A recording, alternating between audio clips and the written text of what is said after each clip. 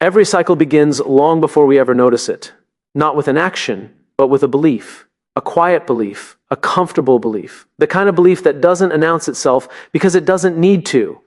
It lives in the background, shaping decisions, reactions, and expectations without ever asking for permission. And most of the time, we don't question it. We inherit it. We learn what's normal by watching the people around us. We learn what success looks like, what failure feels like, what love sounds like, and what fear demands. And once something feels normal, it stops feeling optional. That's how cycles start. Not because they're true, but because they're familiar. At some point in life, many people begin to notice the pattern. The same frustrations showing up again and again. The same outcomes, different years, different faces, same story. And they'll say things like, "This always happens to me," or "That's just how things are." Those sentences sound harmless. They're not. They are beliefs in disguise. And beliefs repeated often enough become instructions. A cycle survives because it makes sense to us, even when it hurts, especially when it hurts. Because the human brain is wired to protect what it knows, not what is best. So we rationalize, we explain, we justify. We convince ourselves that this is simply the cost of living the life we have. And slowly, without realizing it, we begin to defend the very thing that's holding us back. Here's the hard part to hear. No cycle exists without participation. That doesn't mean blame, it means involvement. Because every time we accept a belief without questioning it, we give it power. Every time we say, "I'm just not that kind of person," or "people like me don't get those opportunities," or "this is as good as it gets," we reinforce the loop, not intentionally, but consistently. Beliefs are powerful not because they're loud, but because they're repeated. Over time, they become identity. And once something becomes identity, challenging it feels like self-betrayal. That's why cycles are so hard to break. You're not just changing behavior, you're challenging who you think you are. Think about it. Most people don't resist change because change is hard.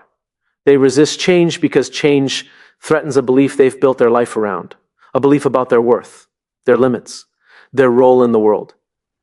And as long as that belief goes unexamined, the cycle remains intact. We often look for external causes. We blame the system, the timing, the circumstances, the people who came before us. And sometimes those things are real. They matter. They shape the starting line, but they don't decide the finish, because the moment we confuse explanation with permission, we stop moving forward. Breaking a cycle begins with a pause, a moment of honesty, a willingness to ask a dangerous question. Why do I believe this? Not who taught me, not where did it come from, but is it actually true?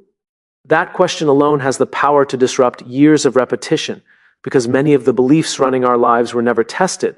They were absorbed, handed down, picked up along the way when we were too young, too tired, or too eager to belong to push back. And yet we continue to live by them as if they're facts. A belief only has power if we agree with it. An agreement is a choice, often an unconscious one, but a choice nonetheless. The moment we bring it into the light, it becomes optional, and optional beliefs are fragile. This is where discomfort enters the story. Because questioning a belief doesn't feel like clarity, it feels like instability. It feels like standing on ground that suddenly isn't solid anymore. And many people retreat at this point. They'd rather stay in a painful certainty than step into an uncertain possibility. But here's what's true. Clarity comes after courage, not before it.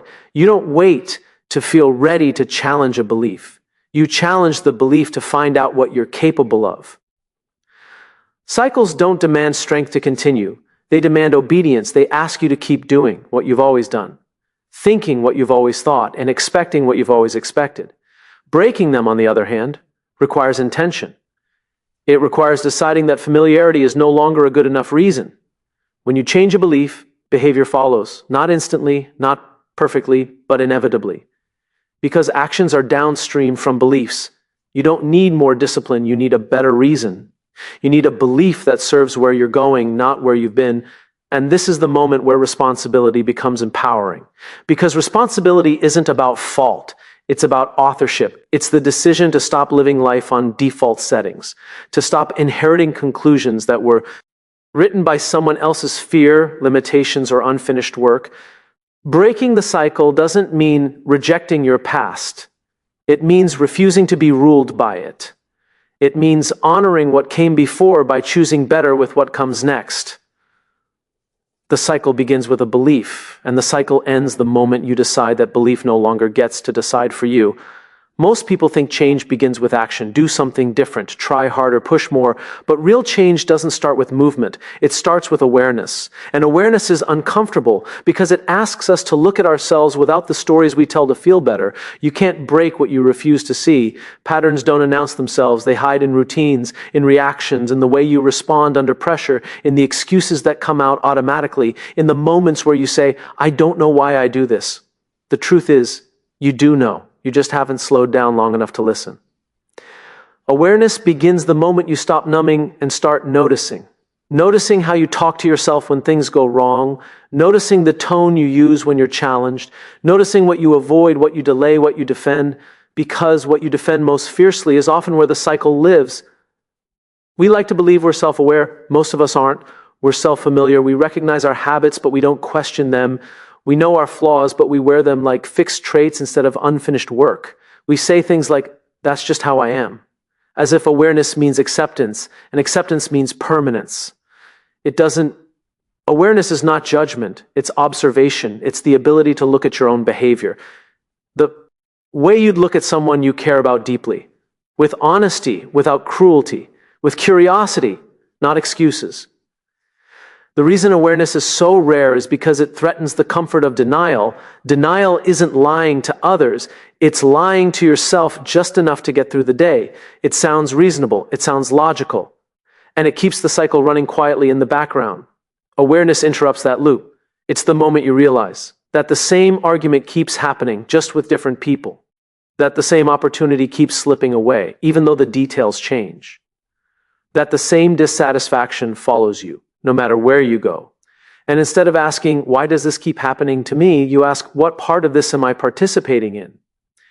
That question changes everything, because now you're no longer a victim of the pattern. You're a participant in it. And participation means you have leverage. You can't control everything that happens to you, but you can control how long you pretend you don't see it. Awareness doesn't mean immediate change. In fact, most of the time, nothing changes at first. And that's where people get frustrated. They see the pattern, but they still repeat it. They catch themselves mid-reaction, mid-excuse, mid-avoidance, and they think they've failed. They haven't. They've progressed.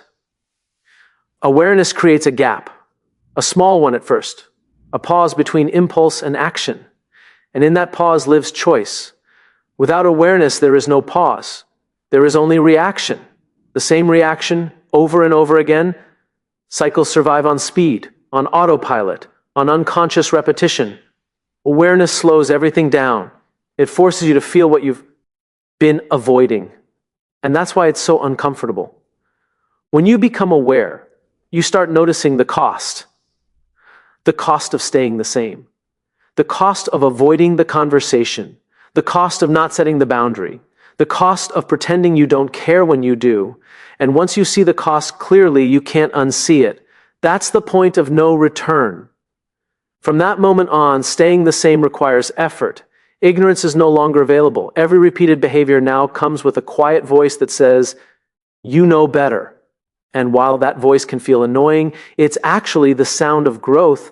Awareness also reveals something else. Patterns don't come from nowhere. They come from protection. At some point, the behavior you're repeating kept you safe. It helped you survive. It helped you belong. It helped you avoid pain. And acknowledging that matters because it replaces shame with understanding. You don't break a cycle by hating the part of you that created it. You break it by thanking that part for its service and then choosing differently. This is where compassion meets accountability. You can understand why a pattern exists and still decide it no longer gets to lead. Awareness gives you that authority. Without it, you're stuck fighting symptoms instead of addressing the cause. Most people want a breakthrough without a breakdown. They want clarity without confusion. They want answers without asking the questions that might change everything. But awareness doesn't work that way. It dismantles before it rebuilds. And that dismantling feels like uncertainty, like standing between who you were and who you haven't become yet. It's tempting to rush through this stage, to replace one pattern with another, one belief with a slogan. But real awareness requires patience. It requires sitting in the discomfort long enough to learn from it. Because once you see the pattern, you start to notice the moments where you have a choice. Small moments, ordinary moments, a different response, a delayed reaction, a question instead of a defense. These moments don't look dramatic, but they're powerful. Awareness doesn't demand perfection. It demands presence. And presence changes everything. You stop living on autopilot. You stop reacting to life as if it's happening to you. You start engaging with it as something you're shaping, one decision at a time, one pause at a time. You can't break a cycle you don't see, but once you see it clearly, it never has the same power again. Most cycles don't survive because they're powerful. They survive because they're comfortable. Not easy. Comfortable. There's a difference. Easy requires no effort. Comfortable requires no courage, and human beings will choose comfort over growth far more often than they'll admit. Comfort is predictable. It tells you what tomorrow will look like. It tells you how people will respond. It tells you what pain to expect and how to manage it. And even when that pain limits you, at least it doesn't surprise you. That's why comfort is so dangerous. It disguises itself as safety. Discomfort, on the other hand, feels like risk. It feels like exposure. It feels like stepping into a space where outcomes are uncertain and identity feels unstable. And because the brain is designed to avoid threat, it labels discomfort as danger, even when that discomfort is the very thing that leads to growth. This is how cycles stay alive. They convince us that staying the same is safer than changing, that enduring the known pain is wiser than risking a new one. And over time, that belief hardens into a rule we live by. Most people don't stay stuck because they lack options. They stay stuck because their options make them uncomfortable. Setting a boundary feels rude. Speaking up feels risky. Starting over feels irresponsible. Trying again feels embarrassing. So we stay, we tolerate, we adapt, we shrink, and we call it being realistic. Comfort doesn't announce itself as fear. It shows up as logic, as responsibility, as patience. It tells you to wait a little longer, to give it one more chance, to not overreact. And sometimes that advice is wise. But when comfort becomes a lifestyle, it quietly turns into a prison. The cost of comfort is rarely immediate. That's why it's so convincing. It doesn't demand payment up front. It spreads the cost over time. A little dissatisfaction here, a little resentment there, a slow erosion of confidence, a quiet acceptance of less than what you're capable of. One day you wake up and realize years have passed and nothing has really changed. Not because you weren't busy, not because you didn't try, but because you never chose discomfort long enough to interrupt the pattern. Growth requires friction, always has. Muscles don't strengthen without resistance. Skills don't develop without struggle. Character doesn't form without challenge, yet when it comes to our lives, we expect progress without pressure. We want transformation without tension. It doesn't work that way. Discomfort is the signal that something new is happening, that you relieving familiar ground, that you're stepping into a space where old rules no longer apply. And that's exactly why it feels unsettling. You're not failing, you're evolving. But here's the part we don't talk about enough. Discomfort also threatens belonging. When you change, it forces others to confront their own comfort. And not everyone will celebrate that. Some will resist, some will criticize, some will try to pull you back to who you were, not because they want to hurt you, but because your growth makes their stagnation visible. So staying comfortable often feels like being loyal. Loyal to the group, loyal to expectations, loyal to a version of yourself that everyone recognizes. Breaking the cycle can feel like betrayal, even when it's the most honest thing you can do. That's why courage isn't loud. It's quiet. It shows up in private decisions no one applauds, in the choice to endure short-term discomfort for long-term integrity, in the willingness to be misunderstood before you're respected.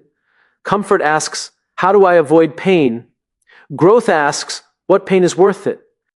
Every meaningful change comes with a cost. The question is never whether you'll pay. It's when and for what. Avoiding discomfort today means paying with regret tomorrow. Choosing discomfort now means paying with fear, uncertainty, and effort. One payment compounds. The other expires. Cycles rely on the hope that things will change without you having to change first. That someone else will make the hard decision, that circumstances will shift, that clarity will arrive before courage is required. But clarity follows action, not the other way around. The moment you step into discomfort, something shifts. You discover you can survive it, that the fear you imagined is often worse than the reality you experience. And with each uncomfortable choice, your capacity expands. What once felt impossible becomes manageable. What once felt terrifying becomes familiar. This is how cycles break, not in dramatic moments, but in repeated decisions to choose growth over comfort, to say the hard thing, to do the unfamiliar thing, to walk away from what no longer fits, even when it still feels safe. Comfort keeps cycles alive by convincing you that now is not the right time. Growth reminds you that the right time is rarely comfortable. You don't break a cycle by waiting to feel ready. You break it by being willing to feel uncomfortable, because on the other side of discomfort isn't chaos, it's capacity. Most people overestimate how much change requires. They imagine transformation as something massive, dramatic, and overwhelming, a complete reinvention, a clean break, a bold, irreversible leap. And because that feels intimidating, they never start. But real change rarely begins with something loud. It begins with one quiet, brave decision. Every cycle looks unbreakable when you're standing inside it. That's because cycles are built to feel permanent. They stretch across years, sometimes generations, reinforced by habits, expectations, and unspoken rules. And when something has been around longer than you, it's easy to assume it will outlast you too. But that assumption is what keeps it alive.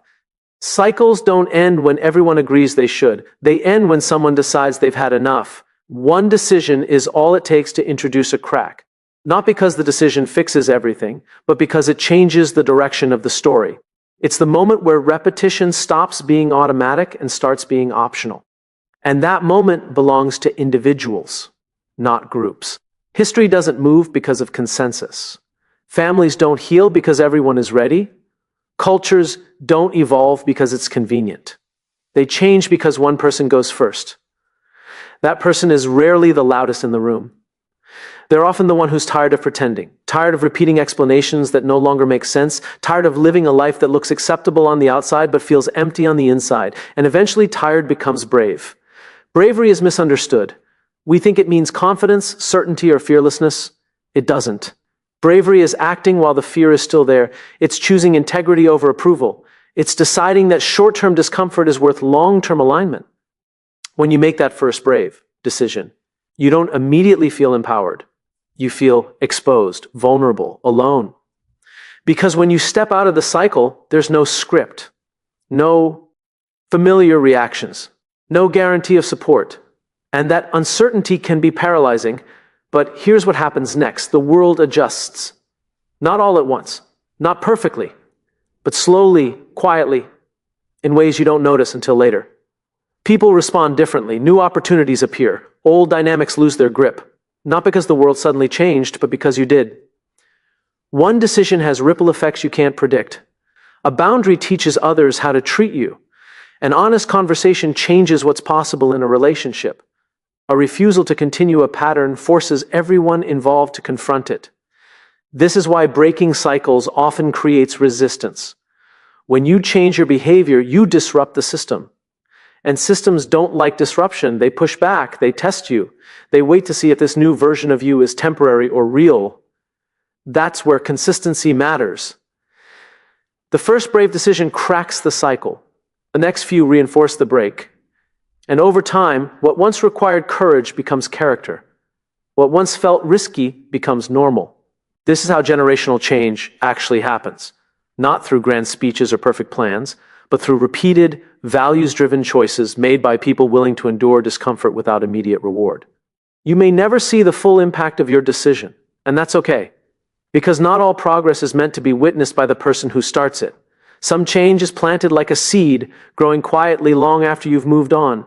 The mistake many people make is waiting for validation before committing to change. They want assurance that it will work, that others will follow, that it will be worth it. But leadership doesn't want it for proof. It creates it. When you go first, you give others permission to question their own patterns.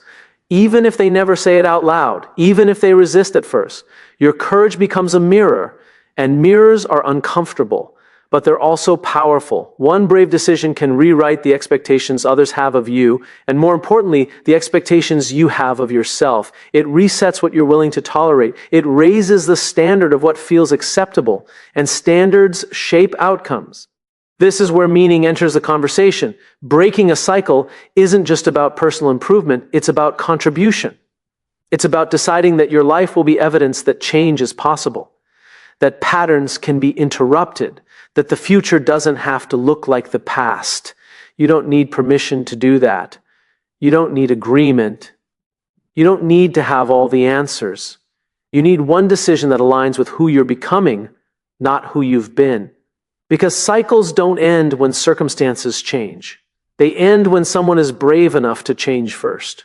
Most people think meaning comes from achievement, from hitting targets, reaching milestones, collecting rewards that prove they were successful. And for a while that works.